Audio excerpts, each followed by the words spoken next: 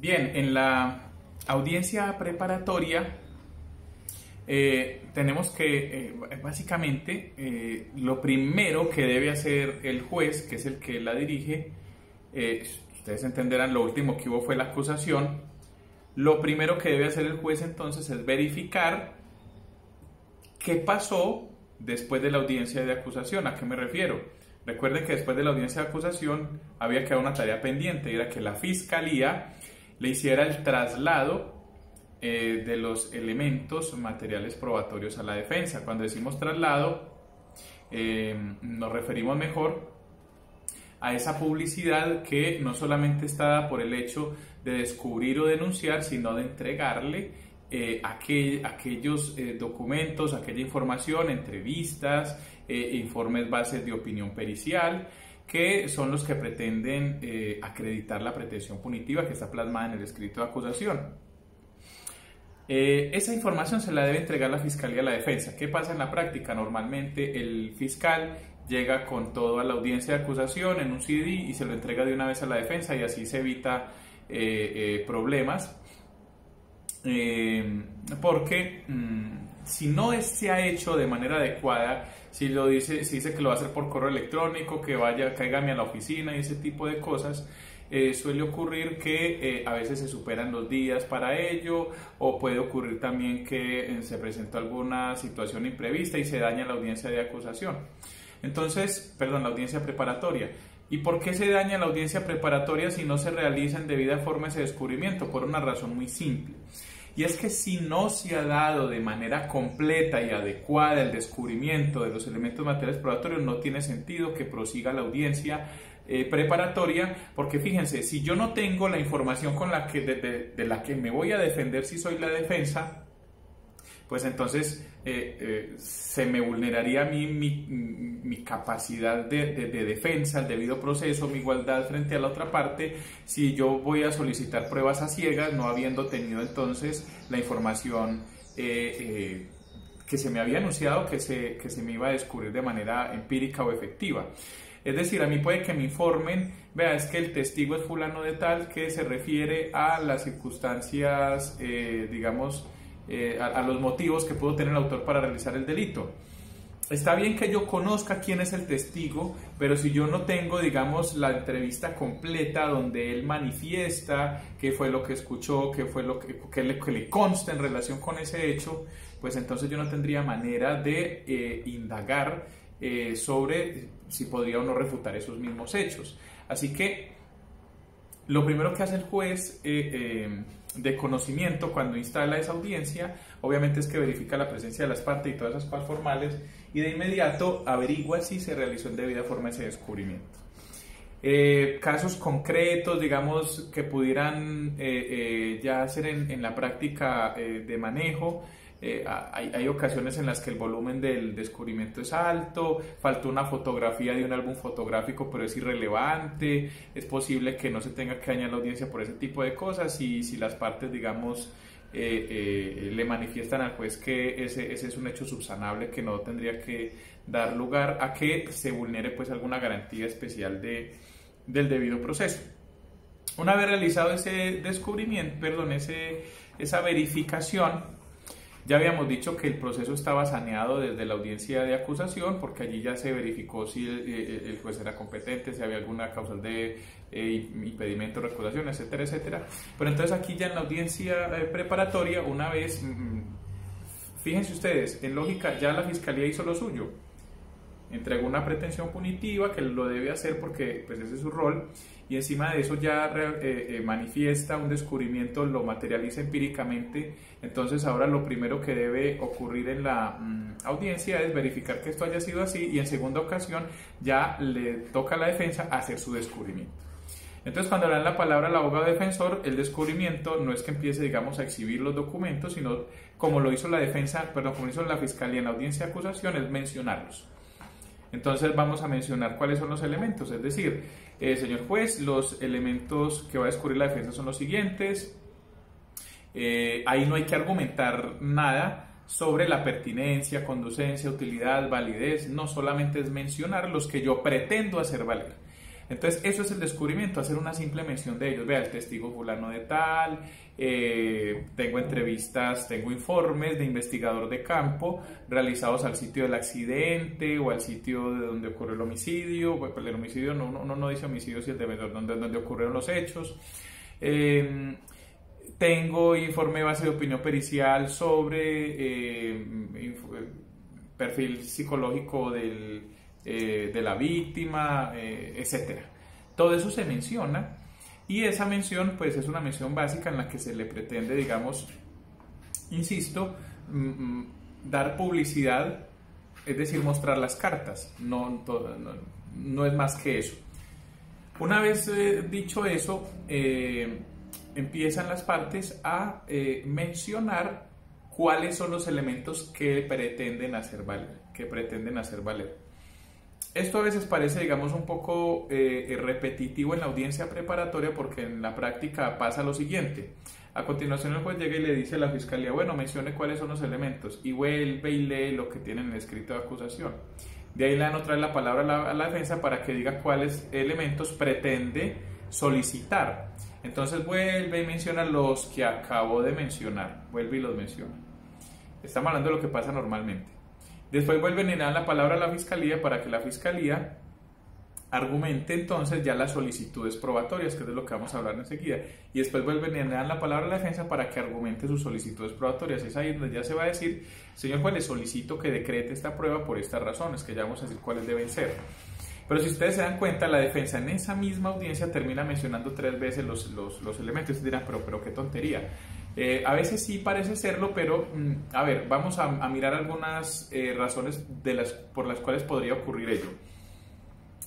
La fiscalía en el escrito de acusación ya nos hizo el descubrimiento, y supongamos ustedes que nos hizo un descubrimiento de 10 elementos, nos dio traslado de esos 10 elementos a 10, pongamos un ejemplo, 10 entrevistas, y cuando llega a la audiencia preparatoria piensa que no es necesario formular la solicitud por las 10. Fíjense que en ese momento lo único que tenía era una intención, una información recolectada, pero que todavía esa información no hace parte no está en el proceso, es información que tiene la parte. Entonces la fiscalía puede desistir en ese, pues ni siquiera desistir porque no ha solicitado, puede simplemente decir o no mencionar la entrevista número 8. Entonces, por ejemplo, cuando le dan la palabra para que haga anuncie los elementos, entonces ahí puede tranquilamente anunciar menos de los que entregó en el escrito. Lo que sí no puede hacer es anunciar más de los que entregó en el escrito, porque recordemos, ese escrito es lo que circunscribe entonces básicamente el tema del litigio. Entonces se menciona, la fiscal, digamos, que de esos 10 que nos había anunciado en el escrito de acusación, dijo, apenas mencionó 8, es decir, de alguna manera no va a solicitar los elementos 9 y 10. Y yo como defensa también acabo de hacer una manifestación de descubrimiento de otros 10, y los últimos 2 míos son para refutar los últimos 2 de la fiscalía, porque digamos que eran testigos mentirosos. La fiscalía decidió pues no solicitarlos. Así que entonces yo también, cuando voy a anunciar los que voy a solicitar, ya podría anunciar que voy a solicitar también esos 2 menos. Luego arrancan entonces unos espacios importantísimos. Esto es fundamental en el proceso penal, y digamos que de la configuración de las razones de ser y de la esencia misma, o digámoslo así, naturaleza jurídica del proceso penal, porque se da un espacio para que las partes realicen lo que vamos a llamar las estipulaciones probatorias.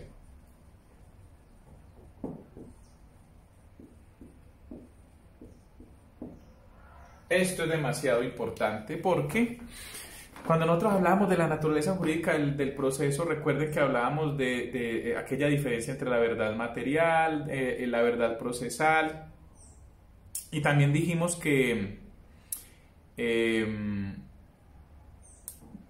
se pueden acordar como ciertos hechos que no han ocurrido, o que no han ocurrido de la manera que decimos que han ocurrido. Por ejemplo, cuando hacemos un preacuerdo, estamos plasmando una mentira en un documento, porque estamos diciendo que pasó algo que realmente no pasó. Podría ser, Es decir, estamos diciendo que lo que fue una tentativa de homicidio fue unas lesiones personales, estamos diciendo una mentira en un documento público además. ¿Pero por qué? Porque fíjense entonces, recordemos, el proceso penal no es el que se está, digamos, orientando esencialmente hacia el descubrimiento de la verdad material, sino que pretende construir una verdad basada o, digamos, que tiene como una base lógica, digamos, de evolución, los hechos cognoscibles o los hechos de la realidad, digamos, material, pero a partir de ellos se construye una verdad jurídica que es posible entonces que sean las partes, digamos, las que en ese juego de ser los del interés en la determinación del proceso, de alguna manera van construyendo la verdad. Y fíjense que el juez actúa como un árbitro, como si fuera un partido. Es un árbitro que básicamente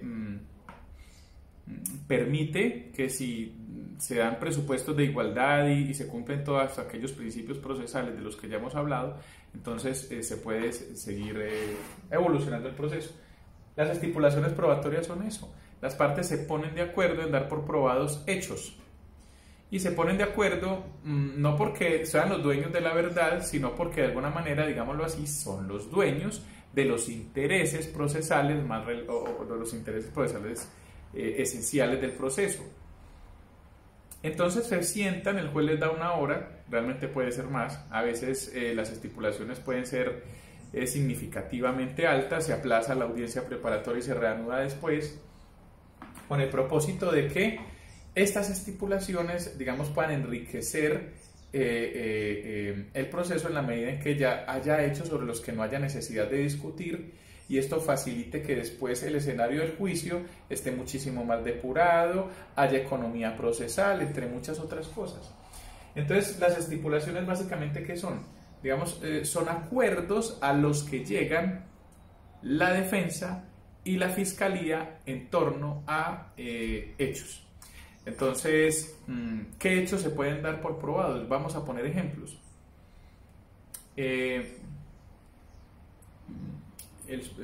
Pedro Pérez le ha disparado a Pedra Pérez y hay un informe de, digamos, forense que dice que se encontró sangre en una de las prendas de Pedro Pérez. Entonces el informe, que ya la fiscalía me lo había entregado a mí desde que se me materializó el descubrimiento, pues dice eso. Yo no voy a refutar eso, no hay cómo refutarlo como defensa, no me interesa discutir si esa sangre estaba en la camisa del señor Pedro Pérez. Entonces puedo acordar con la fiscalía que la sangre de la víctima estaba en la camisa de Pedro Pérez, o podemos dar por sentado que el informe o que un experto, el experto tal y tal, encontró que el cotejo de la sangre coincide con la del señor Pedro Pérez. Fíjense que podemos dar por sentado un montón de cosas. Por ejemplo, podemos dar por sentado que en un delito sexual existió la penetración. Si lo que se va a discutir es, por ejemplo, si el autor desconocía la edad de la víctima. Fíjense que no vamos a discutir si se dio o no la relación sexual. Lo que vamos a discutir es otra cosa. Podríamos dar por probado también en un delito de uso de documento falso, si el documento es falso. Podemos dar por sentado que el documento es falso, porque eso no nos interesa discutirlo ni a la fiscalía ni a la defensa, y digamos que de alguna manera facilita que el debate se centre sobre los aspectos esenciales. También a la defensa le conviene dar por sentado, digamos, ciertas cosas que pudieran acordarse previamente con la fiscalía. Por ejemplo, vamos a dar por probado que el señor que, un testigo que observó ciertos hechos, que fue entrevistado por la Fiscalía y también por la defensa, podríamos dar por sentado que identificó de manera adecuada que en el lugar de los hechos se encontraban varias personas aparte de quien está siendo investigado, y damos por sentado que quien está siendo investigado se encontraba en el lugar de los hechos. ¿Por qué es importante eso? Porque en el momento de nosotros hacer los interrogatorios, incorporamos esas estipulaciones o podemos valernos de esa información para reforzar una u otra teoría del caso, y al mismo tiempo nos permite, digamos, evitar que la contraparte utilice ciertos hechos para afianzar o para crear, digamos, ciertas impresiones en el juez que pudieran perjudicarnos. Si ya es cierto entonces que hay un testigo que lo identificó y que yo podría en un contrainterrogatorio hacerle ver al juez que había más personas allí, de todas maneras, en muchas ocasiones podríamos decir que las estipulaciones facilitan un montón de ahorro, de actividad discursiva, y digamos que permiten incluso que el juez no se contamine con ciertas impresiones que pudieran darle los testigos o los peritos en el juicio. Entonces hay que decir que las estipulaciones son acuerdos que se hacen frente a los hechos. Entonces las estipulaciones no son sobre pruebas. Es decir, yo no voy a estipular, por ejemplo, voy a estipular que A y B están casados, pues yo no voy a estipular que, digamos, la escritura pública de matrimonio, el acta de matrimonio de la parroquia tal, o el registro civil de matrimonio, yo no estipulo el documento ni tampoco estipulo al testigo. Yo no voy a decir, vamos a estipular que Pedro Pérez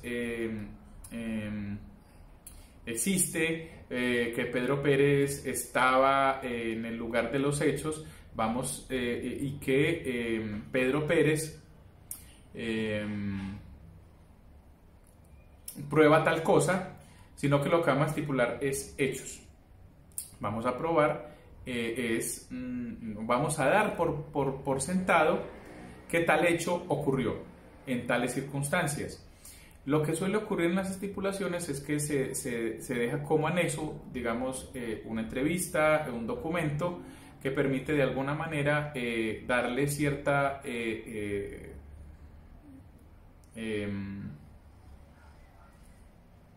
base a la estipulación, porque la estipulación se puede utilizar en el juicio. Uno puede utilizar la estipulación para crear de alguna manera, para contar la historia de la manera que la parte lo quiere. Digamos, hemos suscrito la estipulación tal. Entonces, mientras yo estoy interrogando al testigo, por ejemplo, frente a ese hecho, entonces yo le digo, señor juez, sobre este hecho ya se hizo la estipulación número tal, aquí la tengo, y se la entrega, y sobre eso no le pregunta nada más al testigo. Fíjense que lo que hacemos entonces con la estipulación de alguna manera es adelantar trabajo. Pero ya entonces que quede claro, lo que se estipula no son pruebas o documentos o cosas físicas, sino los hechos. Sobre esto se ha discutido, sobre entonces si la estipulación debe tener una base probatoria, un elemento que la sustente, y la verdad, a ver, ha habido una mala práctica judicial que sí ha estado orientada a que lo que se prueba o lo que se estipula son documentos para que no desfilen en el despacho, y entonces vamos a estipular este informe pericial, vamos a estipular este registro civil para probar o para dar por probada la edad de la víctima, vamos a dar por probada la identidad del acusado, que esto ocurría mucho, y lo vamos a anexar entonces la tarjeta de cadactilar y el perfil, digamos, que nos ha enviado la registraduría, etcétera, etcétera. A ver, no se estipula el documento, digamos que esa es una aclaración que ya se ha venido dando. En la actualidad ya pocas personas hacen eso de que estipulamos el documento y pocos jueces admiten ese tipo de cosas. Y el debate ha estado en torno a lo siguiente, a si la estipulación debe estar acompañada o no de un elemento que permita por lo menos darle sentido a la estipulación para que las partes no estipulen, digamos, cosas irracionales o mentiras. Esa discusión es interesante, ¿por qué? Porque, a ver, eso tiene mucho que ver con el tipo de fin que está llamado a cumplir el proceso. Lo digo porque, por ejemplo, si nosotros decimos que lo que más nos interesa es la construcción que hacen las partes de la verdad, así se aleje de manera desbordada de la verdad real, es decir, que esa verdad procesal se separe de manera significativa de la verdad real, lo que nos importa entonces es lo que se construya, entendiendo que son las partes los que tienen la camiseta de la pretensión o el interés procesal específico. Si esto es así, básicamente la estipulación puede ser sobre lo que quieran las partes.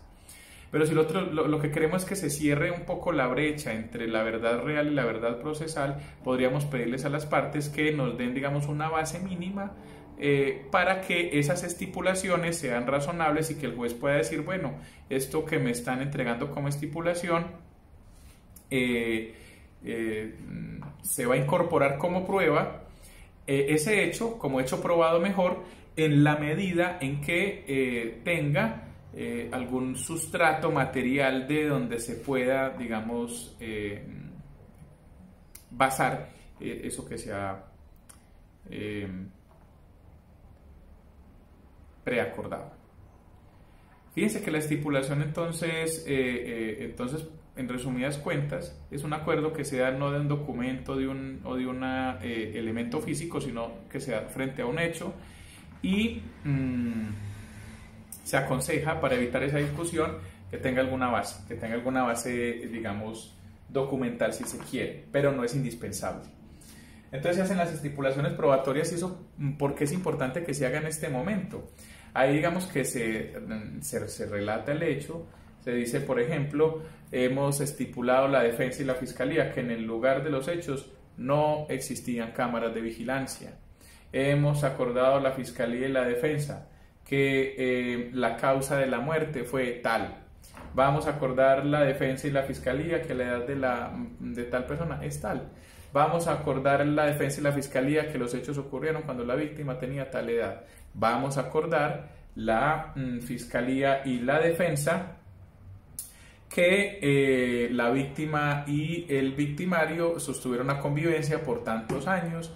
Vamos a acordar que la víctima y el victimario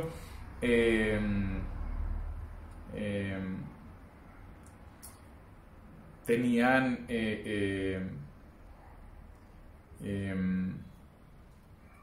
se habían formulado denuncias recíprocas por violencias intrafamiliares, qué sé yo. Una vez que se ha, digamos, suscrito la estipulación, se la entregamos al juez con un propósito que se tenga pues como una estipulación que luego se podría incorporar como tal en el momento en que se van haciendo, o ya hablaremos de eso en el momento en que hablemos del juicio, de las posibilidades que hay frente al uso de las estipulaciones. Pero por lo pronto se hacen en este momento porque a continuación se van a hacer las solicitudes probatorias que son lo que de alguna manera caracterizan a la audiencia preparatoria, las solicitudes.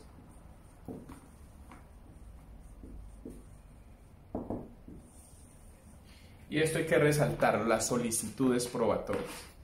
En la solicitud yo le estoy pidiendo al juez que autorice un medio específico de prueba para que sea luego traído al juicio. Fíjense que yo puedo tener un montón de cosas, yo puedo tener el arma, puedo tener las chuzadas, puedo tener un montón de cosas en mi despacho, puedo tener los testigos conversados para que, pues conversados es que preparados para que vayan al juicio, puedo tener entrevistas de esos testigos que me tienen un perfil claro de los hechos y una teoría del caso que a mí me interesa, pero eso todavía, digamos, el juez no ha dicho si esos elementos irán a juicio o no. ¿Por qué? Porque es que yo no puedo, digamos, traer al juicio cualquier tipo de medio que a mí simplemente me parezca adecuado, conveniente. Necesariamente se requiere entonces que se den unos presupuestos específicos. ¿Cuáles son los requisitos de todas las pruebas que ustedes en todas las demás clases y hasta de teoría general del proceso, digamos que hemos estudiado? Y es que las pruebas deben ser pertinentes,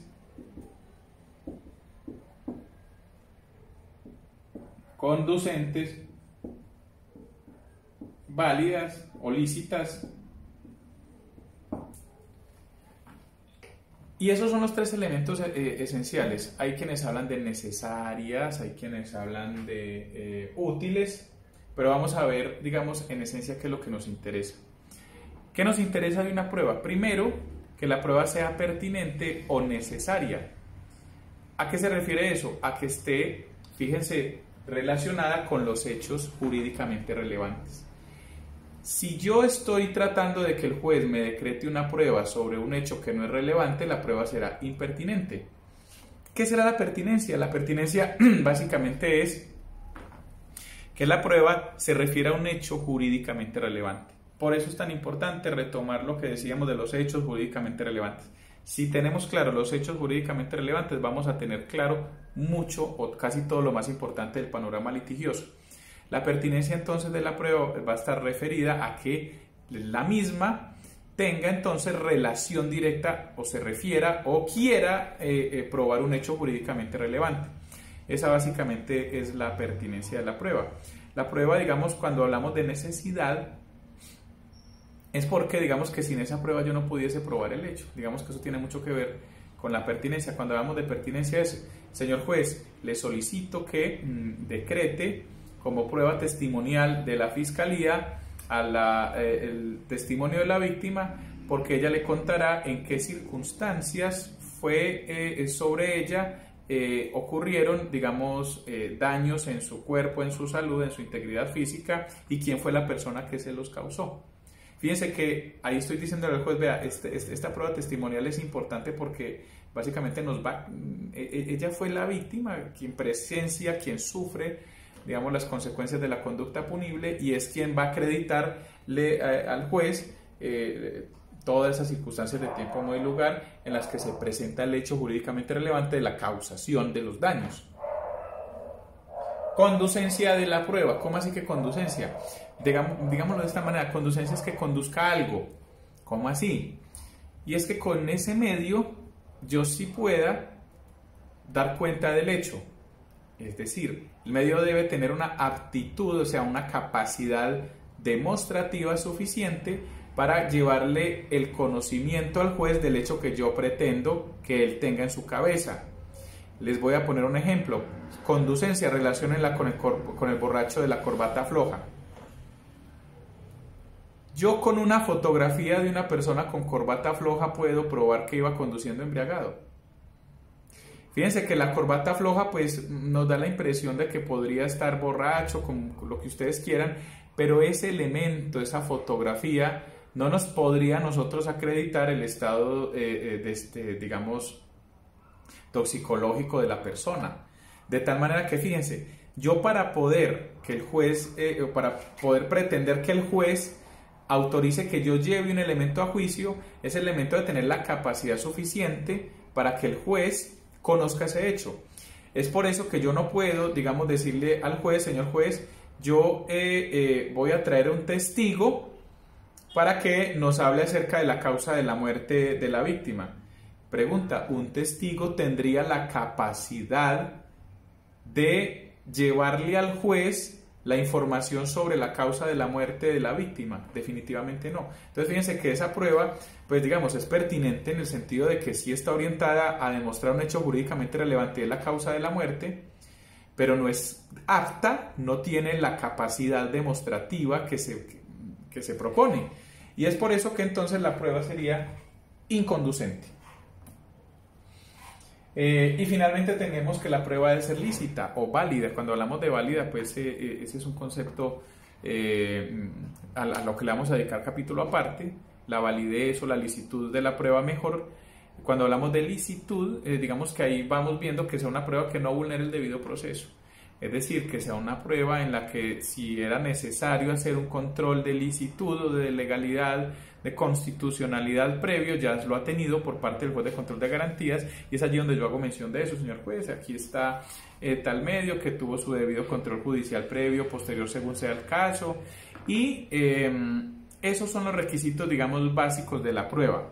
La prueba, cuando decimos que debe ser útil, es porque nos debe servir para conducir al juez al conocimiento del hecho.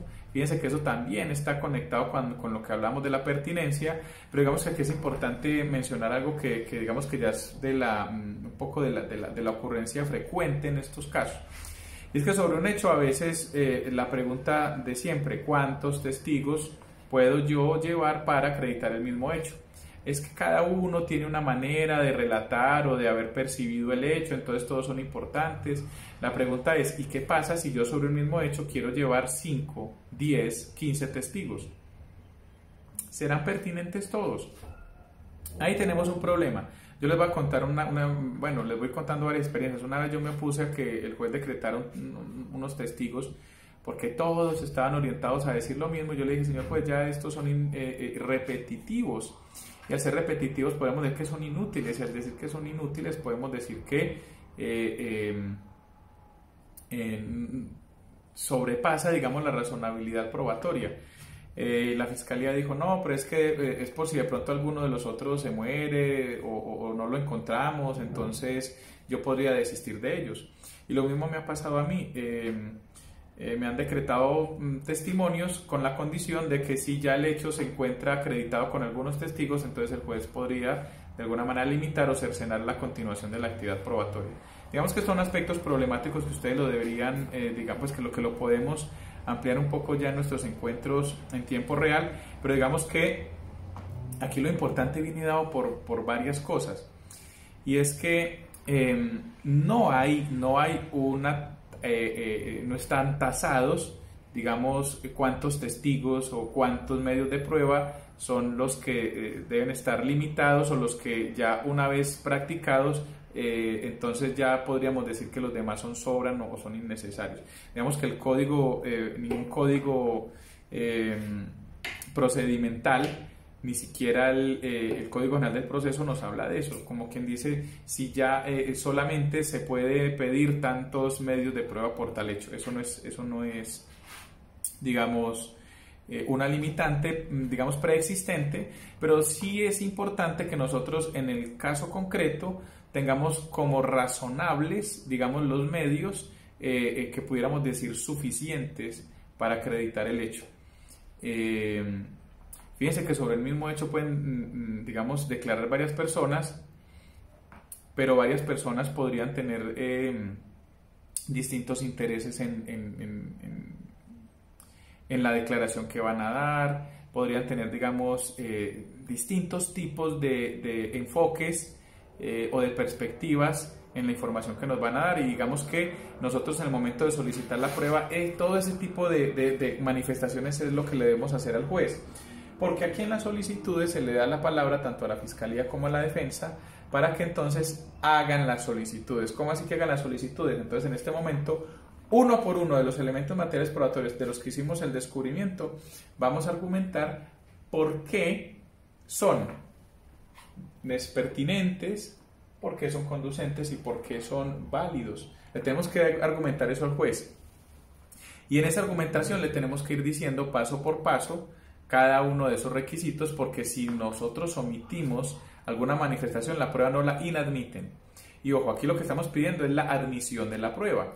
Admisión, entonces, ya dijimos, es que el juez da la bendición para que la prueba pueda ir a desfilar al juicio, y ese desfile es lo que vamos a llamar la práctica de la prueba. Entonces ya dijimos, la publicidad, es decir, cuando da luz, se da en el momento del descubrimiento. Aquí estamos en una etapa que es la de la solicitud, luego viene la de la práctica, luego hablamos de la valoración. Aquí en la solicitud, entonces, ¿a quién le corresponde acreditar los requisitos para que el juez autorice la prueba a cada uno de los que van a solicitar las pruebas, porque si bien una vez que la prueba se incorpora al proceso, la prueba es del proceso y no de la parte, lo cierto es que la solicitud que hace la parte es porque la parte es la dueña de su intención probatoria. El medio de prueba, la parte, mientras no lo haya incorporado en el juicio, es dueña esa parte de ese medio, tanto entonces que podría inclusive renunciar a ella. Entonces, si no se ha practicado una prueba, el testigo todavía no ha entrado, yo le puedo decir al juez, señor juez, desisto de esta prueba, absolutamente voluntariamente lo puedo hacer. Pero una vez que ya el testigo habló, yo no puedo decir, señor juez, es que como el testigo dijo una cosa que no me conviene, yo quiero renunciar a ese testigo porque yo fui el que lo solicitó. Eso no puede ser así. Una vez que se ha practicado con inmediación, eso ya se llama prueba, ya no se llama elemento con vocación probatoria, no prueba, y ya es del proceso y no de la parte. Inclusive la contraparte puede utilizar esa prueba.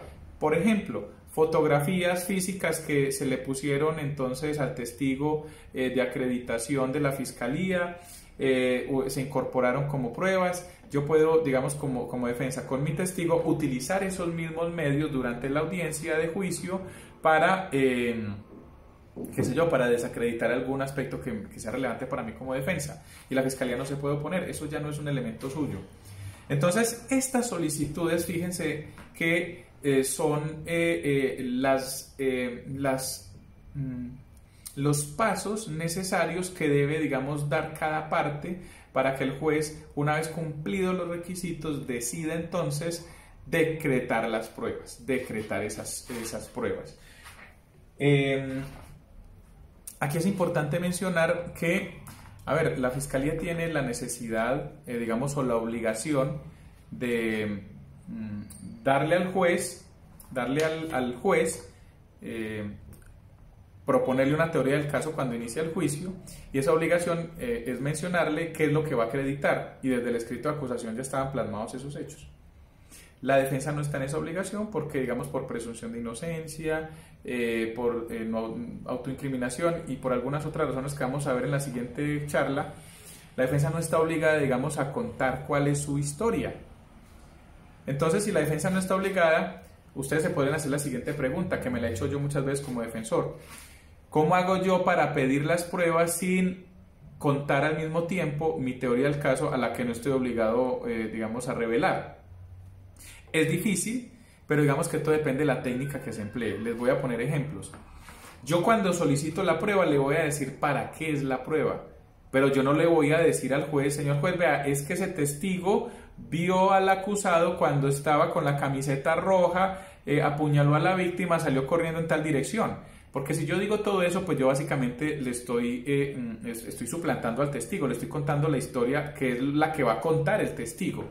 Yo lo que le debo solicitar al juez es, vea, señor juez, decréteme como prueba testimonial de la fiscalía o de la defensa el testimonio de fulano de tal, quien se encontraba presente en el lugar de los hechos, y le va a narrar a usted qué fue lo que vio, quién fue el que hizo el comportamiento y en qué dirección huyó.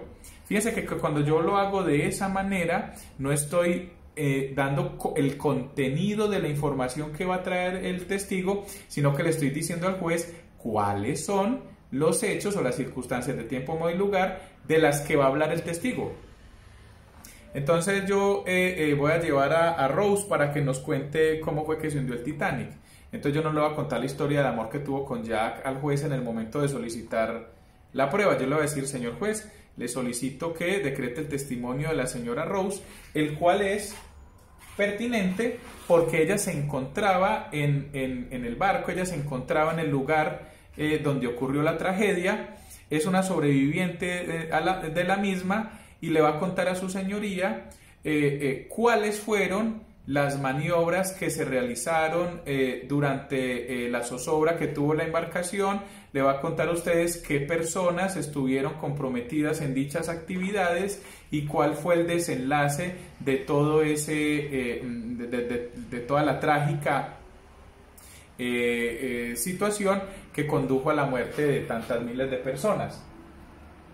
Esta testigo tiene la suficiente capacidad de llevarle a usted al conocimiento de ello su señoría, porque ella percibió con sus sentidos estas circunstancias de tiempo, modo y lugar, ella es plenamente capaz de recordar esos hechos porque estuvo, digamos, en pleno uso de sus facultades mentales en ese momento, lo está justo ahora y puede evocar sin ninguna dificultad todas esas circunstancias que necesita o que la Fiscalía pretende que tenga en conocimiento su señoría. Digamos que aquí vamos a hacer un paréntesis, hay situaciones que son más obvias que otras. Vean, yo, por ejemplo, puedo hablar de la conducencia de una prueba pericial porque, digamos, es un perito, que es un experto, digamos, una persona experta en psicología forense y va a hablar acerca de los daños psicológicos a una víctima de lo que sea, de violencia, de cualquier tipo de violencia.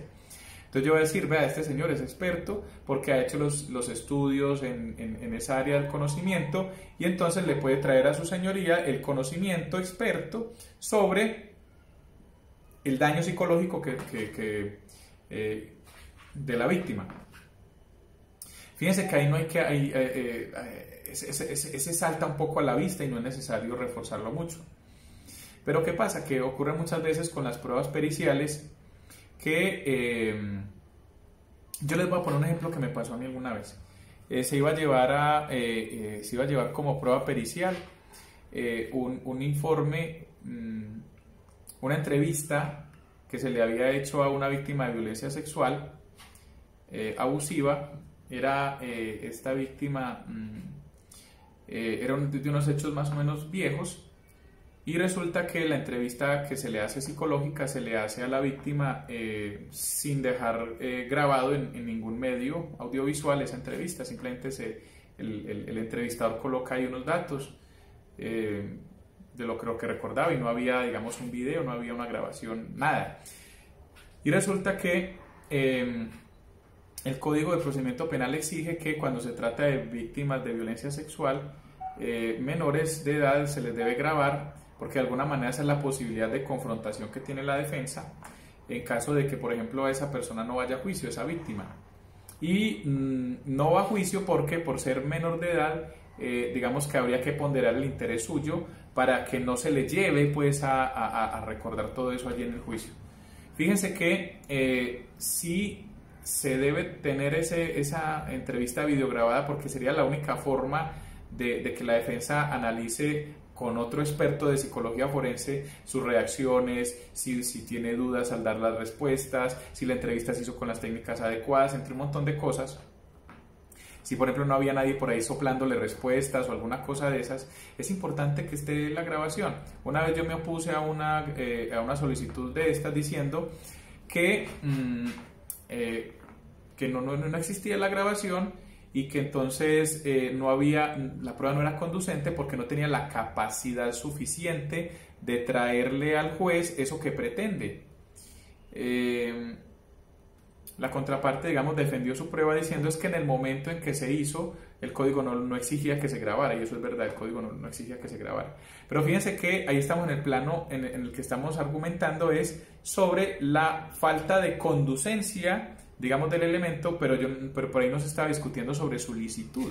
Fíjense que cuando se hizo la entrevista era lícito en ese momento hacerla sin grabación.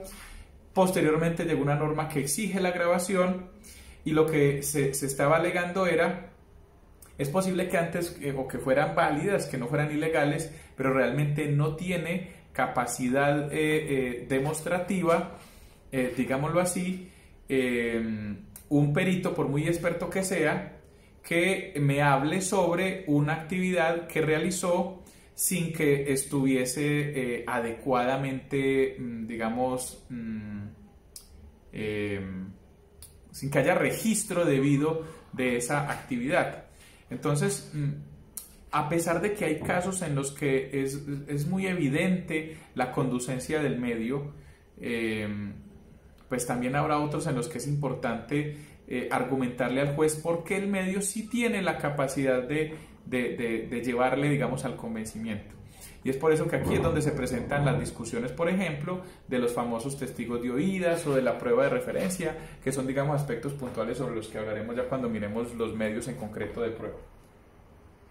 Se hace entonces la argumentación sobre la pertinencia, la conducencia y la validez, y como les decía, uno no le dice al juez, ni como fiscal ni como defensa, qué es lo que va a decir, sino sobre qué es lo que va a decir el medio de prueba. Y en esa medida, digamos que queda un poquito salvaguardado el contenido, digamos, específico de lo que se refiere el medio.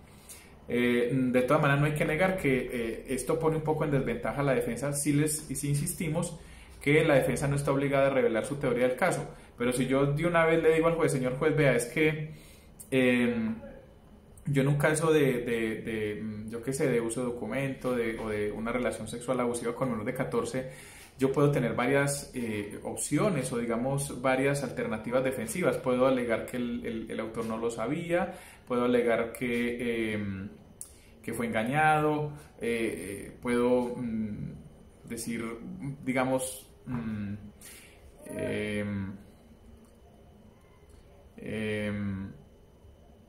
entre todas las posibilidades que yo tengo, cuando yo hago una solicitud probatoria específica, yo ya le estoy revelando un hecho jurídicamente relevante, porque sobre ese hecho es que el medio tengo yo que acreditárselo al juez. Y si ya la fiscalía o si ya, digamos, los sujetos que están en las partes intervinientes, el juez, saben que mis hechos jurídicamente relevantes son X, Y, Z, pues básicamente allí se puede inferir un poco mi teoría del caso. Así que quería pues dejarles de antemano esa reflexión.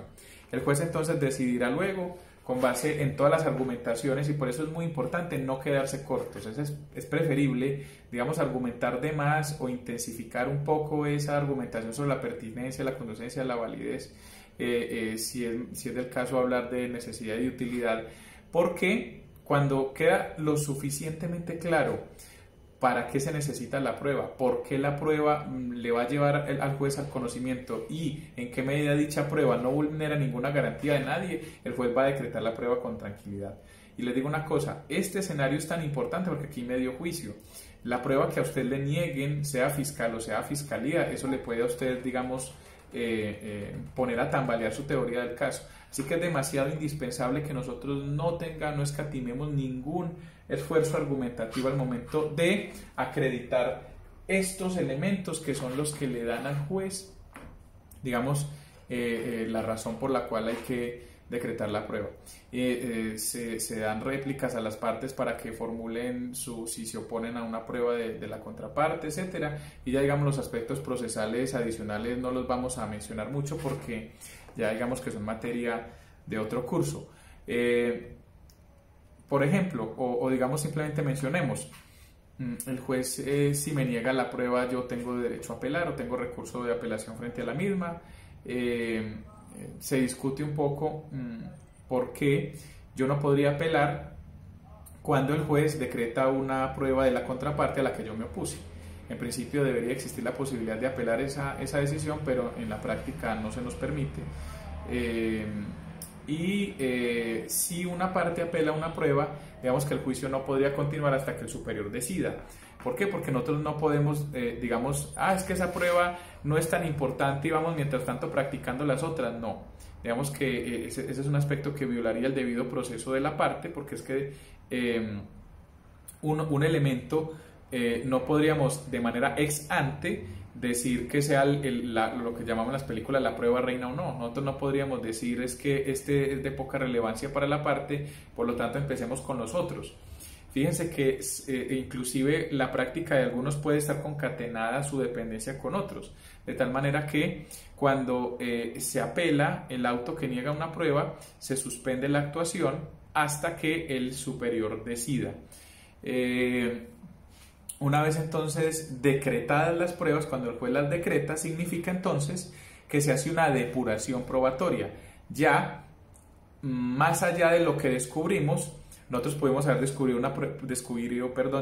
una prueba ilícita, hemos podido haberla descubierto porque pensábamos que no era ilícita y resultó que sí, que después el juez consideró, vea, es que esa prueba, en mi opinión, es desproporcionada para los intereses de la víctima o desproporcionada para los intereses del acusado porque no se le avisó, por ejemplo, en una entrevista que se le hizo que tenía derecho a concurrir con su abogado, etcétera, etcétera.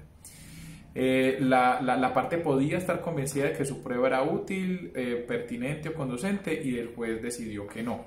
Entonces fíjense que se pueden terminar decretando menos pruebas o menos elementos de los que se han descubierto.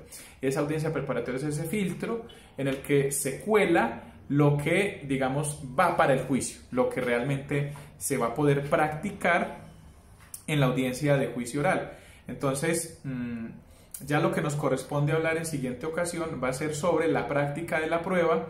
Cuando hablemos de la práctica de la prueba también hablaremos un poco sobre la valoración de la misma. Iremos entonces adelantando aquello de los ejercicios que les he propuesto y estaremos, digamos, en múltiples ocasiones hablando sobre medios de prueba específicos y sobre ciertas actividades relacionadas con el aseguramiento y el tratamiento, digamos, el debido proceso probatorio, si se quiere. Y después vemos algunas técnicas que tienen que ver con la práctica de la prueba. Por lo pronto, digamos que es importante que nos ubiquemos en que en este momento, digamos que es uno de los más esenciales del proceso penal y es en el que se decreta la prueba, y en ese decreto de prueba hay una exigencia importante, una carga para la parte que consiste en argumentar, digamos, todos los aspectos relativos a la necesidad, a la pertinencia y a la licitud de la prueba. Les pido entonces el favor de que tengan muy presentes esos requisitos.